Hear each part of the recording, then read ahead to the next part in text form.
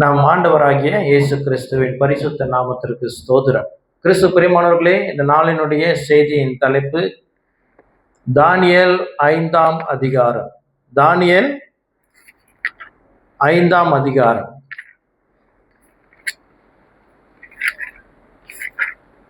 முழு 5ஆம் அதிகாரத்தையும் இந்த நாளில் நாம் தியானிக்க போகிறோம். வேகமாய் தியானிக்க போகிறோம். இந்த அதிகாரத்தில் உள்ள சில காரியங்களை நான் சுருக்கமாக முதல்ல சொல்லிவிடுகிறேன். என்னன்னா, முதலாவது வசனம் எப்படியாக தொடங்குகிறது? பெல்ஷாத்சார் என்னும் ராஜா தன் பிரபுகளின் 1000 பேருக்கு. பெல்ஷாத்சார் என்னும் ஒரு ராஜாவோட பெயர் அங்கு குறிக்கப்பட்டிருக்குது. இது எங்க நடக்கிற சம்பவம் அப்படி என்றால், இது பாபிலோன்ல நடக்கிற சம்பவம். எங்க? பாபிலோன் இன்னைக்கு இருக்குதா அப்படின்னா, பாபிலோன் இருந்த இடம் இன்று ஈராக் தேசம். ஈராக் தேசம் இருக்கு இல்லையா, அது இன்னைக்கு இருக்கிற ஈராக் தான் அன்று பாபிலோன். பாபிலோன்ல மிக சிறந்த ஒரு ராஜா இருந்தார் என்றால் அவர் பேர் நேபுகாத்நேச்சர். ஆனால் இங்கு 5ஆம் அதிகாரத்திலே பெல்ஷாத்சார் என்னும் ஒரு ராஜாவின் பெயர் கொடுக்கப்பட்டிருக்கிறது. இந்த பெல்ஷாத்சார் அவரை எப்படி அறிமுகப்படுத்துகிறது என்று சொன்னால், நேபுகாத்நேச்சாருடைய மகன் அப்படி என்று அர்த்தம் கொள்ளத்தக்க இங்க கொடுக்கப்படுகிறது. சரியா? நேபுகாத்நேச்சாருடைய மகன். ஆனால் அது உண்மை அல்ல. நான் இந்த அதிகாரத்துல 2 இடத்துல உம்முடைய தகப்பனாகிய நேபுகாத்நேச்சார் அப்படின்னு வரும். ஆனால் நேபுகாத்நேச்சாருடைய மகன் அல்ல. இவருடைய அப்பா பெயர் சரித்திரத்தின்படி நபோனிடஸ் என்று சொல்லப்படுகிற பெயர். இந்த நபோனிடஸ் அநேகமாக நேபுகாத்நேச்சாருடைய மகனாய் இருக்கலாம். அப்படி என்றால் பெல்ஷாத்சார் நேபுகாத்நேச்சாருடைய பேரனாக இருக்க வாய்ப்பு உண்டு. ஆனாலும் சரித்திர குறிப்புகள் இதுக்கான தெளிவு கொடுக்கவில்லை. எப்படி அப்பா இருக்கும் பொழுது மகன் ராஜாவா இருக்க முடியும் அப்படி என்றால், சில சரித்திர குறிப்புகள் என்ன சொல்லுது, முழு பாபிலோன்லயும் ஒரு குறிப்பிட்ட ரீஜன், குறிப்பிட்ட ராஜ்யம், குறிப்பிட்ட இடத்திற்கு பெல்ஷாத்சார் ராஜாவாக இருந்தார். இந்த நபோனிடஸ் என்கிற அவருடைய அப்பா மற்ற பகுதிகளுக்கு ஆளுகை செய்து கொண்டிருந்தார் என்று நம்பப்படுகிறது. ஆமென். எப்படி இருந்தாலும் இது ஏன் நமக்கு தெரிய வேண்டும் என்றால், இங்கே வருகிற குறிப்பு உம்முடைய தகப்பனாகிய நேபுகாத்நேச்சார் என்றால் அது அவருடைய அப்பாவின் ஸ்தானத்தை குறிக்கவில்லை, மாறாக அவருடைய ஸ்தானத்திற்கு வந்த ஒரு ராஜா. நேபுகாத்நேச்சாருடைய ஸ்தானத்திற்கு வந்தவர் இந்த பெல்ஷாத்சார். ஆகையினாலே அவருடைய ஸ்தானத்துல நீ இருக்கிறதுனாலே அவர் உனக்கு தகப்பன் என்று அந்த நாட்களுடைய மொழி வழக்கம். சரியா? இப்ப நம்மளே ஸ்கூல் படிக்கிற பிள்ளைங்க, இல்லாட்டி வாலிப பிள்ளைங்க, சரியா, இந்த கொஞ்சம் கேங்ஸ்டரிசம் இருக்கிறாங்க இல்லையா, அவங்கள்ட்ட போயிட்டு இவர் யார் அப்படின்னா, இவர் என்னோட பாப்பா அப்படின்வாங்க. இந்த வார்த்தை கேள்விப்பட்டதில்லை. ரொம்ப பேர் அதிர்ச்சி, அப்படி ரொம்ப நல்லவங்க நீங்களாம். அதுமாதிரி ரொம்ப பேருக்கு அந்த வார்த்தை தெரியல. பின்னாலும் அதிர்ச்சியான பாப்பாவா? பொதுவாக பெண்கள் யோசிக்கிறாங்க, என்ன வார்த்தை இது அப்படின்னு. ஆனால் நமக்கு தெரியும். சரியா? பாப்பானா உண்மையில அவரோட அப்பாவா? இல்லை. சரியா? அந்த மாதிரி மொழி வழக்கத்துல உள்ள வித்தியாசத்துல இது எழுதப்பட்டிருக்கிறது. ஆமென். அது நம்ம இதெல்லாம் விளங்கி கொள்வது மிக அவசியமா இருக்குது. முதலாவது அவர் யார்? பெல்ஷாத்சார் நேபுகாத்நேச்சருடைய மகன் அல்ல, அநேகமாக நேபுகாத்நேச்சருடைய பேரனாய் இருக்க முடியும். அடுத்து என்ன? இதுல தானியேலை குறித்து எழுதப்பட்டிருக்கிறது. தானியேலை குறித்தும் எழுதப்பட்டிருக்கிறது. இந்த 5ஆம் அதிகாரத்தில் நடக்கிற சம்பவம் கிறிஸ்துவுக்கு முன் 539ஆம் வருஷம் அக்டோபர் மாதத்துல நடந்த சம்பவம். 539 கிறிஸ்துவுக்கு முன் அக்டோபர் மாதத்தில் நடந்த சம்பவம். சரியா? இங்க அப்படி என்றால் 539 நடந்துச்சுன்னா அதுக்கு முன்பதாகவே தானியேல் அங்கு கொண்டு செல்லப்பட்டார். தானியேல் அங்கு கொண்டு செல்லப்பட்ட வருடம் 605. பின்னால் ரிவர்ஸ்ல தானே வரும், ரிவர்ஸ்ல வரும் இல்லையா? 605 நேபுகாத்நேச்சார் அவர் நண்பர்கள் என்று மொத்தம் ஒரு கூட்டம் சிறைப்பிடிக்கப்பட்டு சென்றார்கள் பாபிலோனுக்கு. ஆமென். அப்போ பாபிலோனுக்கு தானியேல் செல்லும் பொழுது அவருக்கு அநேகமாக வயது 15 20 இருந்திருக்க கூடும். 15 20 இருந்திருக்க கூடும். அப்படி என்றால் தானியேல் பாபிலோனுக்கு சென்றதிலிருந்து இந்த சம்பவம் நடக்கிற அந்த குறிப்பிட்ட மாதத்திலே தானியேலோட வயது அநேகமாய் 80 85 இருந்திருக்க வேண்டும். 80 85 இருந்திருக்க வேண்டும். அடிச்சு விட்டுருங்க. சரியா? அப்ப இந்த சம்பவம் நடக்கும்போது தானியேல் வயதானவர். நம்ம வேதத்தை படிக்கும் போது இந்த கோணத்துல நம்ம படித்தான்னு சிறப்பா இருக்கும். தானியேல் வாலிபனா முதல் அதிகாரத்துல காட்டும். ஆனா 5ஆம் அதிகாரத்துக்கு வந்ததுக்கு அப்புறம் நம்மளுடைய சிந்தைப்படி அவர் இன்னும் வாலிபனா வைத்திருக்க கூடாது. சற்று நம்ம இந்த மாதிரி கொஞ்சம் பார்த்து படிச்சோம்னா அங்க நடந்த சம்பவம் நமக்கு இன்னும் தெளிவாய் விளங்கி கொள்ள ஆசீர்வாதமா இருக்கும். அவருக்கு என்ன வயசு? 80 85. சரியா? அப்போ இதுதான் இதோடைய அஸ்திபாரம். இப்போ நம்ம இந்த அதிகாரத்துக்குள்ளாக தியானிக்க போகிறோம். அல்லேலூயா. நிச்சயமா கர்த்தர் நம்மோடு பேசுவார். ஆமென். நாம் வேக வேகமாய் முழு அதிகாரத்தை நாம் வாசிக்கிறேன். பெல்ஷாத்சார் என்னும் ராஜா தன் பிரபுகளில் 1000 பேருக்கு ஒரு பெரிய விருந்து செய்து அந்த 1000 பேருக்கு முன்பாக திராட்சை ரசம் குடித்தான். ஏன்னா சிலரே ஒரு விருந்து வைக்கிறாரு. எத்தனை பெரிய விருந்து, 1000 பேருக்கு விருந்தாம். அதுல திராட்சை ரசமும் இவர் குடிக்கிறாராம். பெல்ஷாத்சார் திராட்சை ரசத்தை ருசித்து கொண்டிருக்கையில் அவன் தன் தகப்பனாகிய நேபுகாத்நேச்சார், பாருங்க இந்த வார்த்தை வருது, தன் தகப்பனாகிய நேபுகாத்நேச்சார்.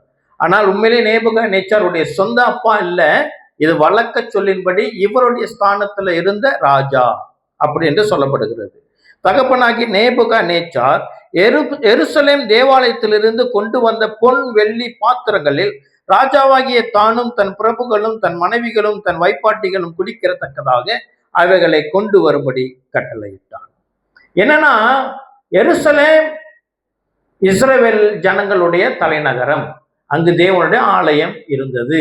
இப்போ நேபுகாத்நேச்சார் எருசலேமை முற்றுகை போடும் பொழுது என்ன செய்தான்? அங்கு மிச்சம் இருந்த ஆலயத்தில் இருக்கிற மிச்சம் இருந்த பொற்பாத்திரங்கள், தங்கத்தினால செய்யப்பட்ட பாத்திரங்கள் எங்க? அங்க பரிசுத்த ஸ்தலத்துல இதெல்லாம் இருக்கும். பரிசுத்த ஸ்தலத்துல இருக்கிற அந்த பாத்திரங்கள்லாம் இருக்கும். சரியா? நமக்கு அந்த பழக்கங்கள்ல, ஆனா நீங்க கேத்தலிக் சர்ச் போயிருந்தவங்க பார்த்தீங்கன்னா உங்களுக்கு தெரியும், அந்த பிரீஸ்ட் அந்த பாத்திரத்தை பாய்ப்பாங்க. சேலிஸ் என்னமோ சொல்லுவாங்க அது பேரு. அந்த மாதிரி இருக்கும் இல்லையா? அது ஒரு பிக்சர். அந்த மாதிரி ஆலயத்தில் இருந்துச்சு. இதை எல்லாத்தையும் அவங்க கொண்டு வந்துட்டாங்க. கொண்டு வந்து அவங்க ஒரு பத்திரமா ஒரு இடத்துல வச்சிருந்தாங்க. ஆனா அந்த பெல்ஷாத்சார் என்ன செய்தான்? இவன் செய்த விருந்துக்கு இவன் திராட்சை ரசம் குடிப்பதற்காக அந்த பாத்திரத்தெல்லாம் கொண்டு வாங்க, அதுல நம்ம குடிப்போம். தங்கத்துல செஞ்சது அல்லவா? தன் பெருமையை காட்டத்தக்க அவன் இவ்வாறாக செய்தான். அப்போ என்ன நடந்தது என்று வசனத்தை நாம் கவனிப்போம்.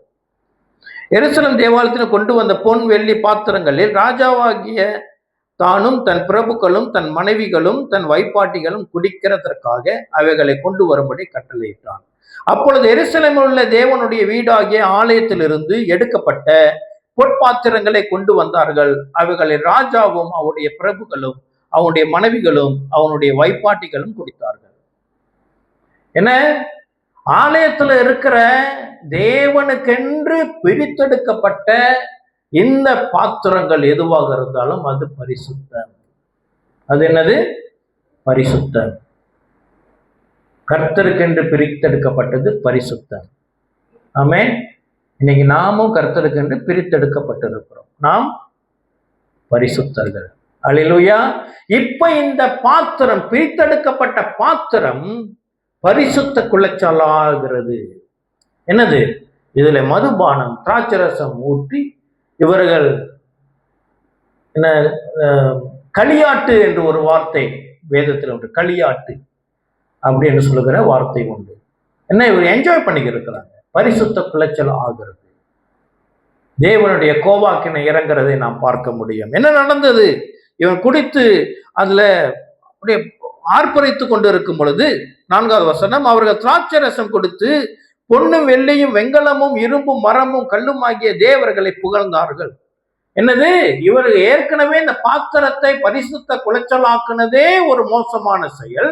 அது மாத்திரமல்ல, அதை குடித்து அந்த போதையிலே அவர் என்ன செய்யறாங்க, கல்லினாலே மரத்தினாலே பொன்னினாலே வெள்ளினாலே செய்யப்பட்ட விக்கிரங்களின் தெய்வங்களை இவங்க புகழ்ந்து கொண்டிருக்கிறார்களாம்.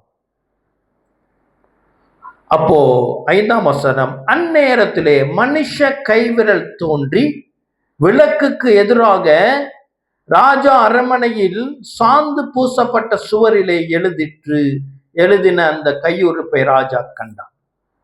இப்போ என்னது, அந்த மாளிகையில பெரிய செலிப்ரேஷன் நடக்குது, களியாட்டு நடக்கிறது. களியாட்டம் நம்ம கிறிஸ்தவர்களுக்குள்ளாக இருக்கக்கூடாது.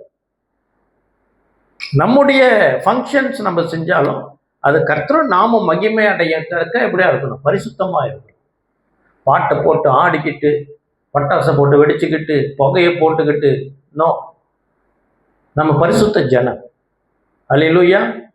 நம்ம சபைக்கு கூடி வரும்போது எப்படி இருக்கிறோம்? சபைக்கு கூடி வரும்போது இங்க புகையை போட்டு இங்க கூத்தடிச்சுக்கிட்டா இருக்கிறோம்? இல்லை. அப்போ சபை என்றால் என்ன? கட்டிடமான கூடி வந்திருக்கிற நாம. அப்ப கூடி வந்திருக்கிற நாம் இங்க பரிசுத்தமாய் இருக்கிறோம் என்று சொன்னால் நம்ம வெளியே கூடுற இடத்துலையும் அதுதான் சபை கூடுதல். அது பரிசுத்த குலைச்சலாக ஆகக்கூடாது. அல்லேலூயா. அப்படி நடந்த இடத்துல என்ன ஆயிற்று, ஒரு செவுத்துல ஒரு மனித கை அங்கே செவுத்திலிருந்து வெளியே வருகிறது, வந்து ஏதோ ஒன்றை எழுதுகிறது. ஆமென். செவுத்துல இங்க ஆர்ப்பாட்டம் நடக்குது, செவுத்துல ஒரு கை இப்படி வெளியே வந்து எழுதுகிறது. கை மட்டும் வந்து எழுதுகிறது. 6ஆம் வசனம், அப்பொழுது ராஜாவின் முகம் வேறுபட்டது, அவனுடைய நினைவுகள் அவனை கலங்க பண்ணினது, அவனுடைய இடுப்பின் கட்டுகள் தளர்ந்தது, அவனுடைய முழங்கால் ஒன்றோடு ஒன்று மோதி கொண்டது. ஒரு பயம் பிடித்தது பெல்ஷாத்சாரை. ராஜா உரத்த சத்தமிட்டு ஜோசியரையும் கல்தேயரையும் குறி சொல்லுகிறவர்களையும் உள்ளே அழைத்து வரும்படி சொன்னான். ராஜா பாபிலோன் ஞானிகளை நோக்கி, இந்த எழுத்தை வாசித்து இதன் அர்த்தத்தை எனக்கு வெளிப்படுத்துகிறவன் எவனோ அவன் இரத்தாம்பரமும் கழுத்திலே பொற்சரப்படியும் தரிக்கப்பட்டு ராஜ்யத்திலே 3ஆம் அதிபதியாய் இருப்பான் என்று சொன்னான். என்னன்னா, இப்ப அங்க என்ன எழுதுனுச்சுன்னு இவங்களுக்கு தெரியல. அந்த மொழி புதுசா இருக்குது. ஜோசியரெல்லாம் கூப்பிடுறாங்க. கூப்பிட்டு என்ன சொல்றாங்க, இதுல என்ன எழுதியிருக்குன்னு யாரு படிச்சு அதோட அர்த்தத்தை சொல்லுகிறார்களோ அவர்களை நான் உயர்த்துவேன். என்னது, அவங்களை கனம் பண்ணி அவங்களுக்கு தங்கலாம் போட்டு ராஜ 3ஆவது அதிபதியாக. சரியா? ஏன்னா முதல்ல சொன்னேன், அவருடைய அப்பா பேர் என்னது, நபோனிடஸ். ஒரு புறத்துல அவர் ஆளுகை செய்து கொண்டிருக்கிறார். இங்க பெல்ஷாத்சார் இன்னொரு இடத்துல ஆளுகை செய்து கொண்டிருக்கிறார். 2 நபர்கள். இப்ப 3ஆவதா யாரு இது அர்த்தம் சொல்றாங்களோ அவங்களை நான் உயர்த்துவேன் அப்படின்னு சொல்லி அவன் சொல்றான். சரியா? அப்ப என்ன நடக்குதுன்னு பார்ப்போம். அப்பொழுது 8வது வசனம், அப்பொழுது ராஜாவின் ஞானிகள் எல்லாரும் வந்து சேர்ந்தார்கள். ஆனாலும் அவர்கள் அந்த எழுத்தை வாசிக்கவும் அதன் அர்த்தத்தை ராஜாவுக்கு தெரிவிக்கவும் கூடாதிருந்தது. அப்பொழுது ராஜாவாகிய பெல்ஷாத்சார் மிகவும் கலங்கினான், அவனுடைய முகம் வேறுபட்டது, அவனுடைய பிரபுக்கள் திகைத்தார்கள். இப்ப அங்க எழுதின எழுத்து என்ன, யாராலையும் வாசிக்க முடியல. ஆனா வேத ஆராய்ச்சியாளர்கள் என்ன நம்புறாங்க அப்படின்னா, இது அந்நிய பாஷையின் வார்த்தைகள் எழுத்து என்று சில வேத ஆராய்ச்சியாளர்கள் நம்புகிறார்கள். அந்நிய பாஷை நம்ம பேசுறது தானே, அதற்கு எழுத்து இருக்கிறதா அப்படி என்றால் இந்த வேதத்துல ஒரு முறை அது நிரூபிக்கப்பட்டிருக்கிறது என்று வேத ஆராய்ச்சியாளர்கள் நம்புகிறார்கள். அல்லேலூயா. ஆனா அதற்கு அர்த்தம் யாராலையும் சொல்ல முடியல. 10வது வசனம். ராஜாவும் அவனுடைய பிரபுக்களும் சொன்னவைகளை ராஜாத்தி கேள்விப்பட்டு விருந்து சாலைக்குள் பிரவேசித்தால், அப்பொழுது ராஜாத்தி, ராஜாவே, நீர் என்றும் வாழ்க, உமது நினைவுகள் உம்மை கலங்க பண்ணவும் உமது முகம் வேறுபடவும் வேண்டியதில்லை. உம்முடைய ராஜ்யத்திலே ஒரு புருஷன் இருக்கிறான், அவனுக்குள் பரிசுத்த தேவர்களுடைய ஆவி இருக்கிறது. உம்முடைய பிதாவின் நாட்களில் வெளிச்சமும் விவேகமும் தேவர்களின் ஞானத்துக்கு ஒத்த ஞானமும் அவனிடத்தில் காணப்பட்டது.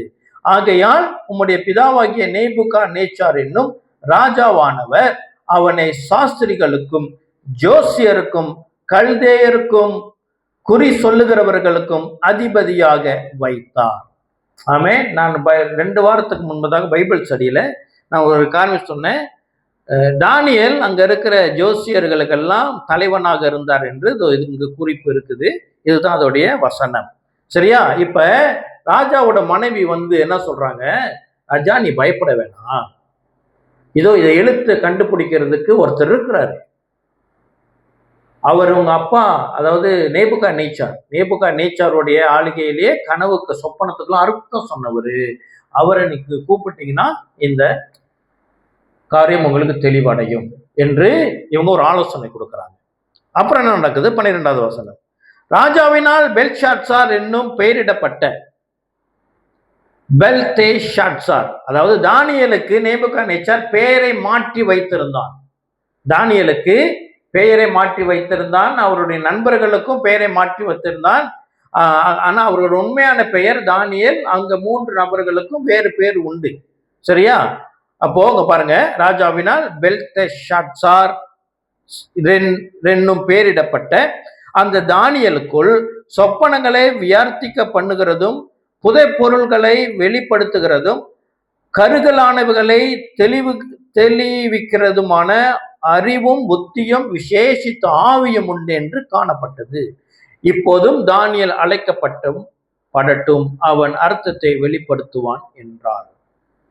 இப்ப தானியேலை இவங்க ரெக்கமெண்ட் பண்றான், நீங்க அவரை கூப்பிடுங்கயா, அவருக்குள்ள ஒரு விசேஷத்த ஆவி இருக்குது, அவர் வந்தால் இந்த கனவுக்கு அர்த்தம் சொல்ல முடியும் என்று சொல்லி ரெக்கமெண்டேஷன் பண்ணனோன்னு 13வது வசனம். அப்பொழுது தானியேல் ராஜாவின் முன் உள்ளே அழைத்து விடப்பட்டான். ராஜா தானியேலை பார்த்து, நீ என் பிதாவாகிய ராஜா யூதாவிலிருந்து சிறைப்பிடித்து வந்த யூதரில் ஒருவனாகிய தானியேல் அல்லவா? உனக்குள் தேவர்களின் ஆவி உண்டென்றும் வெளிச்சமும் புத்தியும் விசேஷித்த ஞானமும் உன்னிடத்தில் காணப்பட்டதென்றும் உன்னை குறித்து கேள்விப்பட்டேன். இப்போ தானியேல் நிக்கிறாரு. இப்போ இவன் கொஞ்சம் சிறு வயசு. இந்த பெல்ஷாத்சார் யாரு? சிறு வயசு. தானியேலோ 80 வயசுக்கு மேற்பட்ட ஒரு கிழவன் நிக்கிறாரு. இந்த ஐடியா நமக்கு வேணும். சரியா? அப்போ அவர் சொல்றாரு, உன்னை பத்தி கேள்விப்பட்டேன், இந்த மாதிரிலாம் நடக்குது அப்படின்னு சொல்லி நம்ம விளங்கி நம்ம மறந்துடக்கூடாது. இந்த பாபிலோனுடைய ராஜ்யத்துல தானியேல் மிக முக்கியமான பொறுப்புல இருந்த ஒரு மனிதன். தானியேல் ஏறக்குறைய பாபிலோன் தேசத்துல ஒரு பிரைம் மினிஸ்டரை போல இருந்தவர், ஒரு முக்கியமான விவிஐபி. சரியா? ஆனா இங்க விருந்து செய்யப்பட்டது யாருக்கா? 1000 பேர் பிரபுகளுக்கு, விஐபிகளுக்கு விருந்து செய்யப்பட்டுச்சு. ஆனா விருந்துல யாரு இல்ல? தானியேல் இல்லை. ஆமென். ஏன் இல்லை அப்படி என்றால் அது அப்புறம் வருவோம். இன்னொரு என்ன காரணமாக இருக்கக்கூடும் அப்படின்னால், அவர் வயது நிறைந்தவர், அவர் பதவியிலிருந்து என்ன செய்யப்பட்டிருக்கக்கூடும், அவர் சற்று ஓய்வுல சென்றிருக்கக்கூடும். பொதுவா ஒரு ராஜா வந்துட்டாங்கன்னா அவங்களுக்கு ஏற்ற ஆளுங்களை தான் என்ன செய்வாங்க, அவங்க நியமிப்பாங்க இல்லையா? அப்ப இவர் ஒரு ஓய்வு நிலையில இருக்கிறதை நாம் காண முடியும். அடுத்து 15வது வசனம். இப்போதும் இந்த எழுத்தை வாசிக்கிறதற்கும் இதன் அர்த்தத்தை எனக்கு தெரிவிப்பதற்கும் சாஸ்திரிகளும் ஜோசியரும் எனக்கு முன்பாக அழைத்து கொண்டு வரப்பட்டார்கள். ஆனாலும் இந்த வசனத்தின் அர்த்தத்தை வெளிப்படுத்த அவர்களால் கூடாமல் போயிற்று. பொருளை வெளிப்படுத்தவும் கருகலானவைகளை தெளிவிக்கவும் உன்னாலே கூடும் என்று உன்னை குறித்து கேள்விப்பட்டேன். இப்போதும் நீ இந்த எழுத்தை வாசிக்கவும் இதன் அர்த்தத்தை எனக்கு தெரிவிக்கவும் உன்னாலே கூடுமானால் நீ இரத்தாம்பரமும் கழுத்திலே பொற்சாரப்பணியும் தரிக்கப்பட்டு ராஜ்யத்திலே 3ஆம் அதிபதியாய் இருப்பாய் என்றான். அப்பொழுது தானியேல் ராஜா சமூகத்தை பிரதி உத்தரமாக, உம்முடைய வெகுமானங்களை உம்மிடத்திலே இருக்கட்டும், உம்முடைய பரிசுகளை வேறொருவனுக்கு கூடும். இந்த எழுத்தை நான் ராஜாவுக்கு வாசித்து இதன் அர்த்தத்தை தெரிவிப்பேன். இப்பதான் அவருடைய வயசோடைய முதிர்ச்சி அவருடைய பேச்சிலே தெரிகிறது. அவர் என்ன சொல்லுகிறார், அதெல்லாம் நீயே வச்சுக்க, எனக்கு வேணாம், வேற யார்கிட்ட கொடு, இப்போ உங்ககிட்ட இந்த காரியத்தை மட்டும் சொல்றேன். இதுல அவருடைய முதிர்ச்சி தெரிகிறது. வாலிபெல்லாம் இருக்கும்போது நேபுகாத்நேச்சர் அவர் அப்படி பேசுகிறார். அவர் பேசுனது ரொம்ப ஹம்பலா, ரொம்ப மரியாதையா அப்படி பேசுகிறார். சரியா? இவர் ஏன் அப்படி பேசினான்றது அது வேறொரு காரியம். அது இன்னொரு முறை சித்தமானால், தேவ சித்தமானால் அதை நாம் தியானிக்கலாம். 18வது வசனம், ராஜாவே, உன்னதமான தேவன் உம்முடைய பிதாவாகிய நேபுகாத்நேச்சாருக்கு ராஜ்யத்தையும் மகத்துவத்தையும் கனத்தையும் மகிமையும் கொடுத்தார். அவர் கொடுக்கப்பட்ட மகத்துவத்தினாலே சகல ஜனங்களும் ஜாதியாரும் பாஷைக்காரரும் அவருக்கு முன்பாக நடுங்கி பயந்திருந்தார்கள். அவர் தமக்கு சித்தமானவனை கொன்று போடுவார், தமக்கு சித்தமானவனை உயிரோடை வைப்பார், தமக்கு சித்தமானவனை உயர்த்துவார், தமக்கு சித்தமானவனை தாழ்த்துவார். அவருடைய இருதயம் மேட்டிமையாகி அவருடைய ஆவி கர்வத்தினாலே கடினப்பட்ட போது அவர் தமது சிங்காசனத்திலிருந்து தள்ளப்பட்டார். அவருடைய மகிமை அவரை விட்டு அகன்று போயிற்று. அவர் மனுஷன் என்று தள்ளப்பட்டார். அவருடைய இருதயம் மிருகங்களுடைய இருதயம் போல் ஆயிற்று. காட்டு கழுதையோடுகளை சஞ்சரித்தார். உன்னதமான தேவன் மனுஷனின் ராஜ்யத்தில் ஆளுகை செய்து தமக்கு சித்தமானவனை அதன் மேல் அதிகாரியை வைக்கிறார் என்று அவர் உணர்ந்து கொள்ளும் மட்டும் மாடுகளை போல் புல்லை மேய்ந்தார். அவருடைய சரீரம் ஆகாயத்து பணிகளை நனைந்தது. இப்போ அவர் நேபுகாத்நேச்சரை பத்தி சொல்லுகிறார். நேபுகாத்நேச்சர் உன்னோட பெரிய ஆளியா? அவர் பயங்கரமா ஆளுகை செய்தார் உலகத்தை.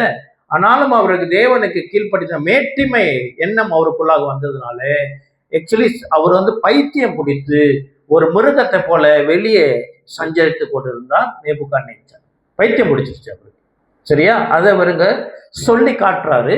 யாரு? அவருடைய பேரன் கிட்ட. சரியா?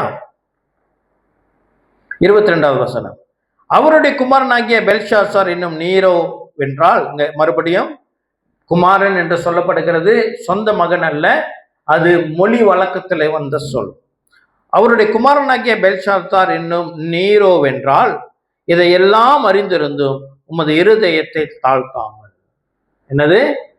உங்க தாத்தாக்கு என்ன நடந்துச்சு உனக்கு தெரியும், உலகமே அறிஞ்சு இருந்துச்சு. அதை நீ பார்த்தும் நீ உன்னை தாழ்த்தல, நீ அகங்காரம் கொண்டாய். சரியா? தாழ்த்தாமல் பரலோகத்தின் ஆண்டவருக்கு விரோதமாக உம்மை உயர்த்தினீர். அவருடைய ஆலயத்தின் பாத்திரங்களை உமக்கு முன்பாக கொண்டு வந்தார்கள். நீரும் உம்முடைய பிரபுக்களும் உம்முடைய மனைவிகளும் உம்முடைய வைப்பாட்டிகளும் அவைகளில் திராட்சை ரசம் குடித்தீர்கள். இதுவும் அன்றி தம்முடைய கையில் உமது சுவாசத்தை வைத்திருக்கிறவரும் உமது வழிகளுக்கு எல்லாம் அதிகாரியுமாகிய தேவனை நீர் மகிமைப்படுத்தாமல் காணாமலும் கேளாமலும் உணராமலும் இருக்கிற வெள்ளியும் பொன்னும் வெண்கலமும் இரும்பும் மரமும் கல்லும் ஆகிய தேவர்களை புகழ்ந்தீர். நீ என்ன தப்பு செஞ்ச அப்படின்னு தானியேல் இப்ப அவர்கிட்ட சுட்டி காட்டுகிறார். யார்கிட்ட பேசி இருக்கிறாரு? ராஜா கிட்ட பேசி இருக்கிறார். ஆமே, தைரியமாய் பேசுகிறார். ஆமே, கிறிஸ்து பிரியமானவர்கள் நமக்குள்ளாக இருக்கிறவர் பெரியவர். கடிந்து கொள்ள வேண்டிய இடத்துல கடிந்து கொள்ளணும். ஆமே. 24வது வசனம், அப்பொழுது அந்த கையுறுப்பு அவரால் அனுப்பப்பட்டு இந்த எழுத்து எழுதப்பட்டது. எழுதப்பட்ட எழுத்து என்னவென்றால் மேனே மேனே தெக்கேல் உப்பார்சின் என்பதே. இந்த வசனத்தின் அர்த்தமாவது, மேனே என்பதற்கு தேவன் உன் ராஜ்யத்தை மட்டிட்டு அதற்கு முடி உண்டாக்கினார் என்றும், தெக்கேல் என்பதற்கு நீ தராசிலே நெருக்கப்பட்டு குறைய காணப்பட்டா என்றும், பேரேஸ் என்பதற்கு உன் ராஜ்யம் பிரிக்கப்பட்டு மேதியருக்கும் பெர்சியருக்கும் கொடுக்கப்பட்டது என்றும் அர்த்தமாம் என்றான். அப்பொழுது பெல்ஷாத்சார் தானியேலுக்கு இரத்தாம்பரத்தையும் அவனுடைய கழுத்தில் பொற்சார பணியும் தரிப்பிக்கவும் ராஜ்யத்திலே அவன் 3ஆம் அதிகாரியா இருப்போம் என்று அவன் குறித்து பறைமுறையிடும் கட்டளையிட்டான். என்னன்னா, இவர் அந்த எழுத்துக்கு அர்த்தத்தை சொல்றாரு. என்னன்னா, அங்க என்ன எழுதப்பட்டது? மேனே மேனே தெக்கேல் உப்பார்சின் என்று எழுதப்பட்டது. அதுக்கு என்ன அர்த்தம் என்றால், மேனே என்பதற்கு தேவன் உன் ராஜ்யத்தை மட்டிட்டு அதற்கு முடிவு உண்டாக்கினார் என்று அர்த்தமா. என்னது? உன்னுடைய ராஜ்யம் முடிந்தது, இதோட இன்னையோட ஒரு ராஜ்யம் முடிந்தது, அதுக்கு முடிவு வந்துருச்சு அப்படின்ட்டு சொல்லி, தெக்கேல் என்பதுக்கு என்ன அர்த்தம்? நீ தராசிலே நெருக்கப்பட்டு குறைய காணப்பட்டாய் என்றும், பேரேஸ் என்பதற்கு உன் ராஜ்யம் பிரிக்கப்பட்டு மேதியருக்கும் பெர்சியருக்கும் கொடுக்கப்பட்டது என்றும் அர்த்தமாம் என்றான். என்னது? திராசிலே நெருக்கப்பட்ட பொழுது அவனுடைய என்னது, அவன் அதுல அந்த அந்த ஸ்டாண்டர்டுக்கு வரல, கீழே போனாதான் வெயிட், இவர் அதுக்கு கீழே இறங்க முடியல. சரியா? இவரிடம் அந்த குணாதிசயம் காணப்படவில்லை. என்னது? என்ன சொல்லப்பட்டிருக்கிறது? தெக்கில் என்பதற்கு நீ தராசிலே திருக்கப்பட்டு குறைய காணப்பட்டாய். ஆமென். என்ன நடந்தது அப்படி என்றால் 30ஆம் வசனம், அன்று ராத்திரியிலே கல்தேயன ராஜாவாகிய பெல்ஷாத்சார் கொலை செய்யப்பட்டான். மேதியனாகிய தரியு தன் 62ஆம் வயதில் ராஜ்யத்தை கட்டி கொண்டான். அன்னைக்கு ராத்திரி, அன்று இரவு மேதிய பெர்சிய நாடு, என்ன நாடு? மேதிய பெர்சிய நாடுனா இன்னைக்கு இருக்கிற ஈரான், பெர்சியா, இன்னைக்கு இருக்கிற ஈரான். அங்க எழும்பின 2 ராஜாக்கள் வந்து இந்த பெல்ஷாத்சாரை கொன்று ராஜ்யத்தை அவர்கள் கைப்பிடித்தார். அன்று இரவு, ஒரு நாள் போல 2 நாள் போல. அவரு பெல்ஷாத்சாருக்கு இவர் என்ன செய்யறாரு? தானியேலுக்கு எல்லா கணமும் கொடுங்க அப்படி சொல்லி சொல்றாரு. சொன்னவர் அன்னைக்கே போயிட்டாரு, கதை முடிஞ்சது. இதுதான் இந்த 5ஆம் அதிகாரத்துல இருக்கிற சம்பவம். கிறிஸ்து பிரியமானவர்களே, எனக்கு இது மிகவும் ஆசீர்வாதம். என்ன? ஞாயிற்றுக்கிழமை சபை ஆராதனை அன்று எனக்கு 50வது வயது பூர்த்தி ஆகியனாலே கர்த்தருக்கு சாட்சி சொல்ல வேண்டும். கர்த்தரின் வாழ்க்கையில செய்த நன்மைகளை குறித்து 50 வருடம் கடந்து வந்த சாட்சிகளை நான் பகிர்ந்து கொள்ள வேண்டும் என்று ஒரு 2-3 மாதமாக இதுக்கு ஒரு தயாரிப்பு செய்து வைத்திருந்தேன். ஆனால் நான் விசுவசிக்கிறேன், பரிசுத்த ஆவியானவர் என்று பேசினார். இந்த வசனத்தை நாங்கள் தியானிக்க போறோம்னு எனக்கு தெரியாது. ஆனால் நான் என்ன செய்தேன்? வேதத்தில் இருக்கிற ஒரு வசனத்தை நான் ஒரு திராசுக்கு ஒப்பிட்டு, ஒரு புறம் அந்த வசனம், மறுபுறம் என்னை நான் வைத்து பார்த்தேன். என்ன வசனம் தெரியுமா? 2 கொரிந்தியர் 5:15. 2 கொரிந்தியர் 5:15. பிழைத்திருக்கிறவர்கள் இனி தங்களுக்கென்று பிழைத்திராமல் தங்களுக்கென்று மரித்து உயிர்த்தவருக்காக பிழைத்திருக்க வேண்டும் என்று சொல்லி அவர் அனைவருக்காகவும் மரித்தார். வசனம் சொல்லுகிறது, புதிய ஏற்பாடு நம்மிடம் எதிர்பார்க்கிறது என்ன? பிழைத்திருக்கிறவர்கள், வாழ்ந்து கொண்டு இருக்கிறன்னா இனி நமக்காக வாழக்கூடாதா?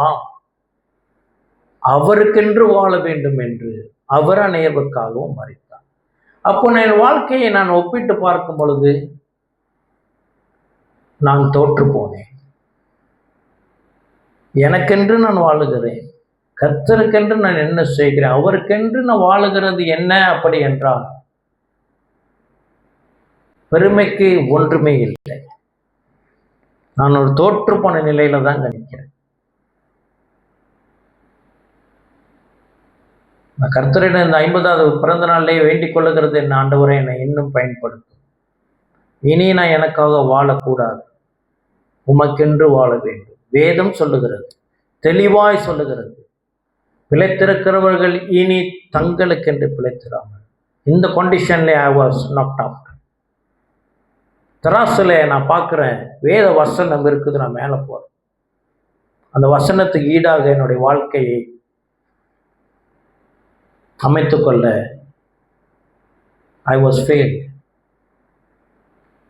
சரி, மறுபடியும் வருவோம். இப்போ இந்த வேதத்துல நம்ம படித்த இதுல என்னை தொட்ட ஒரு வசனம் இருக்கிறது. அது ஒரு கேள்வியோடு நான் உங்களிடம் இந்த கேள்வியை வைக்கிறேன். 10வது வசனம். இப்போ இவர் கலங்கி போய் நிற்கிறார் அல்லவா? அவரோட மனைவி வந்து சொல்றாங்க, என்னது? ராஜாவும் அவருடைய பிரபுக்களும் சொன்னவைகளை ராஜாத்தி கேள்விப்பட்டு விருந்து சாலைகள் பிரவேசித்தால் அப்பொழுது ராஜாத்தி ராஜாவே நீ என்றும் வாழ்க, உமது நினைவுகள் உம்மை கலங்க பண்ணவும் உமது முகம் வேறுபடவும் வேண்டியதில்லை. உம்முடைய ராஜ்யத்திலே ஒரு புருஷன் இருக்கிறான், அவனுக்குள் பரிசுத்த தேவருடைய ஆவி இருக்கிறது. உம்முடைய பிதாவின் நாட்களில் வெளிச்சமும் விவேகமும் தேவர்களின் ஞானத்திற்கு ஒத்த ஞானமும் அவனிடத்தில் காணப்பட்டது. இப்ப என்ன ஒரு கேள்வி இருக்குன்னா, பரிசுத்த தேவர்கள் என்ற ஒரு தேவன், அவங்களுக்கு என்ன, அவங்க போலிகாமி அப்படின்வாங்க. போலிகாமினா அநேக தேவர்களை வணங்குகிற மதங்களுக்கு என்ன பேரு? போலிகாமி. நம்ம மோனோட்டிசம் அல்லது பாலிட்டிசம் சொல்லுவாங்களா? பாலிட்டிசம், மோனோட்டிசம்.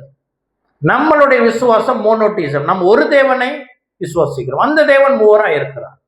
இஸ்லாமும் மோனோட்டிசம், ஒரு தெய்வத்தை வணங்குகிறார்கள். நீங்க பைபிள் காலேஜ் போனீங்கன்னா நல்லா படிப்பீங்க. மோனோட்டிசம், போலி என்றால் அன்னைக்கு பாலி கிளினிக் அப்படின்னு வார்த்தை வருது இல்லையா? போலினா அநேகம். இப்போ அவங்களுடைய நம்பிக்கை அநேக தேவர்களுடைய நம்பிக்கை இருக்கிறதுனாலே இவங்களுக்கு ஆண்டவரை பத்தி ரொம்ப காரியம் தெரியல.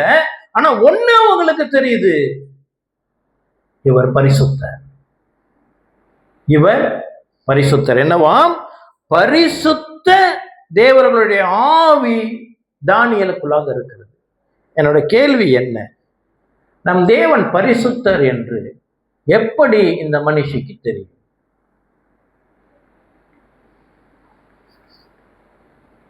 இந்த பெல்ஷாத்சாரோட மனைவிக்கு எப்படி தெரியும் தேவன் பரிசுத்தர் என்று?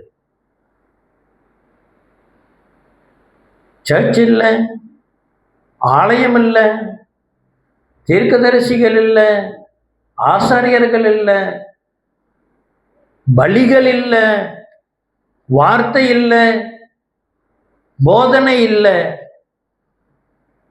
மீடியா இல்லை, யூடியூப் இல்லை, ட்ராக்ஸ் இல்லை, புத்தகங்கள் இல்லை. ஆனால் எப்படி தெரியும் தானியேலின் தேவன் பரிசுத்தர் என்று? எப்படி? ஒருவேளை அற்புதங்கள் மூலியமாய் தெரிந்திருக்குமோ? அப்படி என்றால் நாம் பார்ப்போம். முதல் அதிகாரத்துல ஒரு அற்புதம் நடக்கிறது. தானியேல் முதல் அதிகாரத்துல ஒரு அற்புதம் நடக்குது. என்ன அற்புதம் என்றால், இவங்களை பிடித்துட்டு வர்றாங்க இஸ்ரேல்ல இருந்து. அப்போ அங்க தேவர்களுக்கு படைக்கிற உணவு, ராஜாக்கள் சாப்பிடுகிற உணவு, அது தெய்வங்களுக்கு விக்கிரங்களுக்கு படைக்கப்பட்ட உணவு தான் ராஜாக்களுக்கு கொடுக்கப்படும்.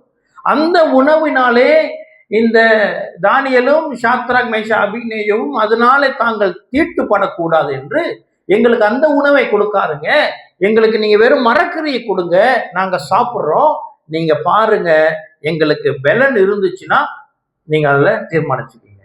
அதே போல இவங்களும் மரக்கறியை சாப்பிட்றாங்க. குறிப்பிட்ட நாள் சென்று பார்த்தா நல்ல இறைச்சியும் நல்ல பெரிய பெரிய உணவுகளை சாப்பிட்டவர்களை காட்டிலும் மரக்கறி சாப்பிட்ட இந்த தானியேலும் அவர்கள் நண்பர்களும் இன்னும் பலமா இருக்கிறார்கள். இது ஒரு அற்புதம். ஆனால் இது யாருக்கு தெரியும்? அந்த பந்து விசாரிப்புக்காரனுக்கு மட்டும்தான் தெரியும், வேற யாருக்கும் தெரியாது. சரியா? முதல் அதிகாரத்தில் இந்த சம்பவம். இரண்டாவது அதிகாரத்தில் என்ன நடக்கிறது? நேபுகாத்நேச்சார் ஒரு கனவு காண்கிறார், கனவையும் மறந்து போகிறார், அர்த்தத்தையும் மறந்து போகிறார், தெரியவில்லை. என்னது? பெரிய ஒரு சிலையாம், அந்த சிலை ராஜ்யங்களை குறிக்கிற சிலையாம். கடைசி ராஜ்யத்துல ஒரு கல் புறப்பட்டு அந்த முழு சிலையும் இடிந்து போகிறது, அந்த கல் வளர்கிறது என்று சொல்லுகிற சொப்பனத்துக்கு அர்த்தத்தை தானியேல் சொல்லுகிறார். ஆமென். இது ஒரு அற்புதம். அப்போ தானியேலிடம் ஆண்டவர் தேவன் செயல்பட்டதை யாரு? நேபுகாத்நேச்சாரும் பார்த்து இவர் பெரிய பொறுப்பிலே வைக்கிறார். அது ஜனங்கள் பார்த்த ஒரு அற்புதம். மூன்றாவது அதிகாரத்துல ஒரு அற்புதம் நடக்கிறது. என்ன? இப்ப நேபுகாத்நேச்சார் ஒரு பெரிய சிலையை செஞ்சு இதை வணங்க சொல்றான். எல்லாரும் வணங்குறாங்க. சாத்ராக் மேஷாக் அபேத்நேகோ மாத்திரம் வணங்கவில்லை. வணங்காதவர்கள் எங்க? பெரிய அக்னி சூளையில போடுவோம் என்று சொல்லப்பட்டது. இவர்கள் இந்த 3 பேரை அக்னி சூளையில போட்டாங்க. உள்ளுக்கு போட்டவர்களோ 3 பெயர், ஆனால் உள்ள காணப்பட்டவர்களோ 4 நபர்கள். அதுல 4வதாக இயேசு கிறிஸ்து அவர்கள் மத்தியிலே இருந்தார். இவன் ஆச்சரியப்பட்டு வெளியே கொண்டு வரும் பொழுது அந்த நெருப்பு பொசுக்கின வாடையே அவங்க மேல தெரியலையா. கர்த்தர் பாதுகாத்தார், இதையும் ஜனங்கள் பார்த்தார்கள். அல்லேலூயா. ஆனா இந்த சம்பவம்லாம் நடந்து ஏறக்குறைய என்னுடைய எஸ்டிமேஷன் ஒரு மோர் தென் 50 years. இந்த சம்பவம் 5வது அதிகாரத்துக்கு இருந்து 50 வருடத்துக்கு முன்பு நடந்த சம்பவம், புதிய சம்பவம் அல்ல. எனக்கு ஒரு சந்தேகம் என்னன்னா, இந்த பெல்ஷாசாருடைய மனைவி இருக்கிறா இல்லையா, இவன் பிறந்திருக்க கூட மாட்டான்னு நினைக்கிறேன் அந்த சம்பவம் நடக்கும் பொழுது. இல்லாட்டி ரொம்ப சின்ன பிள்ளையா இருந்தது. ஒருவேளை அந்த அற்புதத்தினாலே இவளுக்கு தெரிந்திருக்குமோ தேவன் பரிசுத்தர் என்று. வாய்ப்பு உண்டா? பாசிபிள் இருக்கலாம். ஓகே. அப்புறம் 6வது அதிகாரத்துல இன்னொரு அற்புதம் நடக்குது. இதுதான் இப்ப ராஜ்யம் மாறிடுச்சு. மேதிய பெரிசிய ராஜ்யம் வந்துருச்சு. தரியு ராஜா இப்போ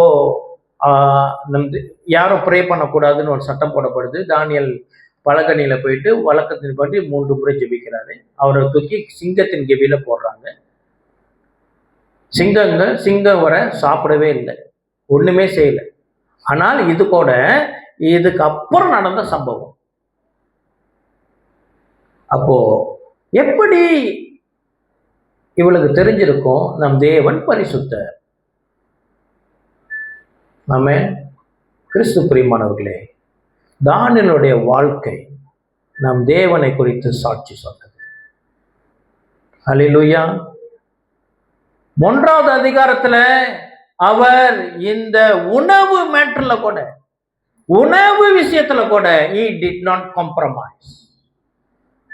ஆமென். சாப்பாடு தான்யா, இப்படி போ வெளியே போகிற சாப்பாட்டுல கூட தன்னை தீட்டுப்படுத்தக்கூடாது. நான் தேவனுக்கென்று பிரித்தெடுக்கப்பட்ட ஜனம், நான் இஸ்ரவேலன், நான் கர்த்தருக்கென்று பிரித்தெடுக்கப்பட்டவன் என்று சொல்லி தானியேலுடைய வைராக்கியம் முழு பாபிலோனுக்கும் தெரியப்படுத்தினது. இவருடைய தேவன் பரிசுத்தர். அல்லேலூயா. அது மாத்திரமல்ல, இந்த தானியேலிடம் இருக்கிற ஒரு பரிசுத்த வாழ்க்கை என்ன தெரியுமா? அவர் தினந்தோறும் ஜெபிக்கிற மனிதன். ஆமென். அவர் தினந்தோறும் ஜெபிக்கிற மனிதன். அது மாத்திரமல்ல, ஒரு நாளிலே 3 முறை ஜெபிக்கிறவர். ஒரு நாளிலே 3 முறை தவறாமல் ஜெபிக்கிற ஒரு மனிதன். இதை ஜனங்கள் அறிந்திருந்தார்கள். ஏனென்றால் இவரோ பலகனிலே மேல அந்த என்ன சொல்லுவாங்க, பேச்சியோவா என்ன சொல்லுவாங்க, பலகனிகள்னா என்ன சொல்றது, இங்கிலீஷ் என்ன போட்டிருக்கு, இப்ப வீட்டுக்கு வெளியே என்ன சொல்லுவாங்க, பால்கனி. ரைட். பால்கனியில போய் நின்று எருசலேமுக்கு நேராக, சரியான தூரம், ஆனா ஏறக்குறைய எருசலேமுக்கு நேராக அவருக்கு தெரியும், அங்க நேராக தான் எருசலேம் இருக்கு, அங்கதான் தேவன் ஆலயம் இருந்தது என்று சொல்லி அதற்கு நேராக 3 முறை அவர் தவறாமல் ஜெபிக்கிறவராக இருந்தார். ஆமென். இன்னொரு காரியம் அவர்கிட்ட காணப்பட்டது என்ன, அவர் பரிசுத்த ஜீவியத்தை வாழ்ந்தார். எப்படி நமக்கு தெரியும் அப்படி என்றால், இதோ இவன் பிரபுகளுக்கு விருந்து வைக்கிறான், 1000 பேரை கூப்பிடுறான், தானியேல் அங்க வரல. ஆமென்.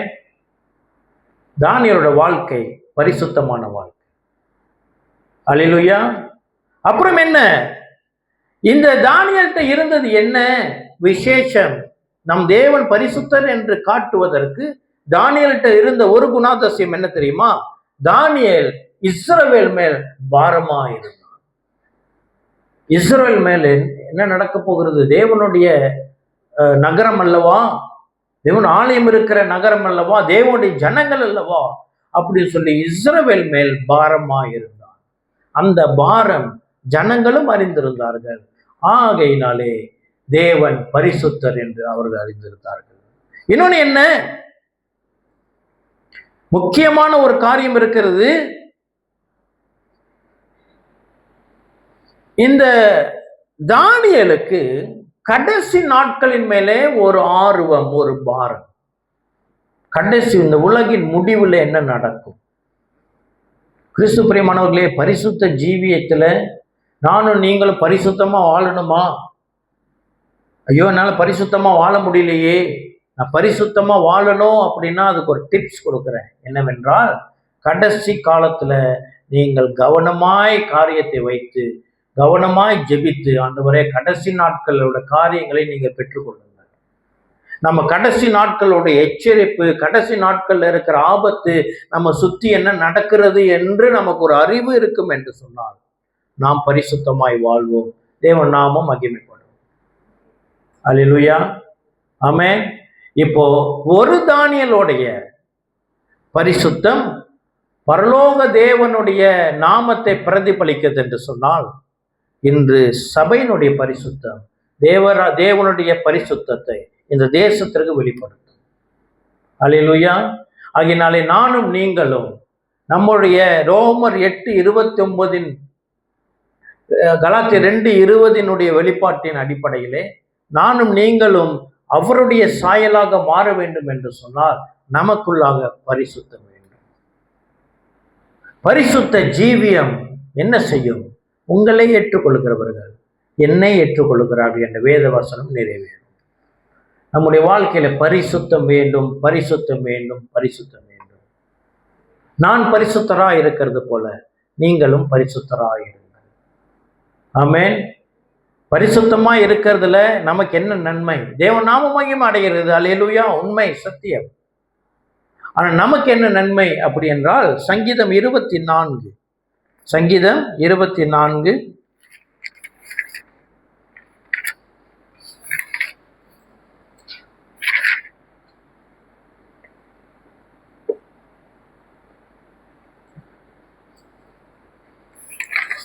3 நான் வாசிக்கிறேன். சங்கீதம் 24, சாம்ஸ் 24. யார் கர்த்தருடைய பர்வதத்தில் ஏறுவான்? யார் அவனுடைய பரிசுத்த ஸ்தலத்தில் நிலைத்திருப்பான்? அதாவது இது ஒரு பரிசுத்த ஜீவியத்தை கொடுத்து பேசுகிற ஒரு காரியம். என்னன்னா, யார் கர்த்தருடைய பர்வதத்தில் ஏறுவான்? யார் அவருடைய பரிசுத்த ஸ்தலத்தில் நிலைத்திருப்பான்? ஏன்னால் பரிசுத்தம் இல்லாமல் யாரும் தேவனை தரிசிக்க முடியாது. சரியா? மத்திய 5:8 சொல்லுகிறது. அப்ப பரிசுத்த ஸ்தலத்துல ஒருத்தன் போய் இருக்கிறான் அப்படின்னா, பரிசுத்த பர்வதத்துல பரிசுத்த பர்வதம் பரிசுத்த ஸ்தலத்துல ஒருத்தன் போய் நிக்கணும் அப்படின்னா அவன் பரிசுத்தமா இருக்கணும். ஆலயத்துல இஸ்ரவேலுடைய எருசலேம் என்ற ஆலயத்துல 3 பிரகாரங்கள் உண்டு. பலியிடுகிற முதல் வாசல், அதுக்கப்புறம் பரிசுத்த ஸ்தலம், மகா பரிசுத்த ஸ்தலம். மகா பரிசுத்த ஸ்தலத்துல வருடத்துக்கு ஒரு முறைதான் ஆசாரியன் செல்லுவான். அதையும் அவங்களுக்கு ஏகப்பட்ட சுத்திகரிப்பு உண்டு. இதெல்லாம் தாண்டி உள்ளுக்கு போகும்போதும் இடுப்புல ஒரு கயிறை கட்டி பெல் அடிச்சுக்கிட்டே தான் உள்ளுக்கு போனோம். ஏன்னா பரிசுத்த குலைச்சல் இருந்தது என்றால் அவன் உள்ளே மறித்து விடுவான். அப்ப இங்க வேத வசனம் சொல்லுகிறது, அந்த என்னது, யார் அவருடைய பரிசுத்த ஸ்தலத்தை நிலைத்திருப்பான்? கொஞ்ச நேரம் தான் ஒரு ஆசாரி, பிரதான ஆசாரின்னு ஒரு வருடத்துல ஒரு முறை போக முடியும். ஆனா வசனம் கேட்குது, யார் அவருடைய பரிசுத்த ஸ்தலத்தில் நிலைத்திருப்பான் அப்படி என்றால் ஒரு பரிசுத்தவான் தான் நிலைத்திருக்க முடியும். அப்படிதானே? இப்போ அடுத்த வசனம் சொல்லுகிறது, கைகளில் சுத்தம் உள்ளவனும் இருதயத்தில் மாசு இல்லாதவனுமாய் இருந்து தன் ஆத்துமாவை மாயைக்கு ஒப்பு கொடாமல் கபடாய் ஆணையிடாமலும் இருக்கிறவனே. என்ன? கைகளில் சுத்தம் உள்ளவன், 2வது இருதயத்தில் மாசு இல்லாதவன், 3வது தன் ஆத்துமாவை மாயைக்கு ஒப்பு கொடாமலும் கபடாய் ஆணையிடாமலும் இருக்கிறவன். அதாவது சிம்பிளா சொன்னோம்னா, இந்த உலகத்துடைய வாழ்க்கையை நாம் வாழாதல் இருப்போமாக. அப்படி இருந்தால் நாம் பரிசுத்த ஜீவியம் ஜீவிக்கிறவர்களாக இருப்போம். ஆமென். அப்புறம் 5வது வசனம், அவன் கர்த்தரால் ஆசீர்வாதத்தையும் தன் இரட்சிப்பின் தேவனால் நீதியையும் பெறுவான். கதை சுருக்கம் என்ன? பரிசுத்தமாய் வாழ்ந்தால் நீ நீதிமானாய் எண்ணப்படுவாய். அல்லேலூயா. பரிசுத்தமாய் வாழ்ந்தால் நீதிமானாய் எண்ணப்படுவாய். தானியேலுடைய பரிசுத்தம் அங்கு தேவனுக்கு சாட்சி கொடுத்தது. தானியேலோட பரிசுத்தம் தானியேலை நீதிமானாய் ஆக்கினது. இப்போ இன்னொரு சத்தியத்தை உங்களுக்கு சொல்ல போகிறேன். பரிசுத்தமாய் வாழ்கிறதுனாலே நீதிமான் என்கிற அந்தஸ்து நமக்கு கிடைக்கும். அதற்கு மேலாக அந்தஸ்து உண்டு. என்ன? நாம் கிறிஸ்துவின் நீதியினாலே நீதிமானாக்கப்பட்டிருக்கிறோம். இப்போ இந்த நீதியை நாம் குலைத்து விடக்கூடாது. கர்த்தரால் நீதிமானாக்கப்பட்ட நாம் இந்த நீதிமான் என்ற ஸ்தானத்தை இழந்து விடக்கூடாது. ஆகையினாலே நாம் பரிசுத்த ஜீவியத்தை வாழ வேண்டும். அப்படி பரிசுத்த ஜீவியத்தை வாழ்ந்து நீதிமான் என்ற ஸ்தானத்தை நாம் கெடுத்து கொள்ளாமல் இருந்தோம் என்றால் நமக்கு வருகிற நன்மை எசேக்கியேல் 14ஆம் அதிகாரம். எசேக்கியேல் 14ஆம் அதிகாரத்திலே ஒரு சத்தியம் சொல்லப்பட்டிருக்கிறது.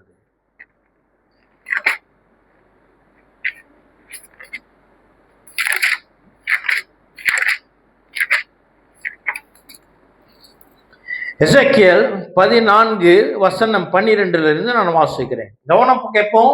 நம்ம இப்ப தானியேலை பத்தி தியானித்து கொண்டிருக்கிறோம். என்ன?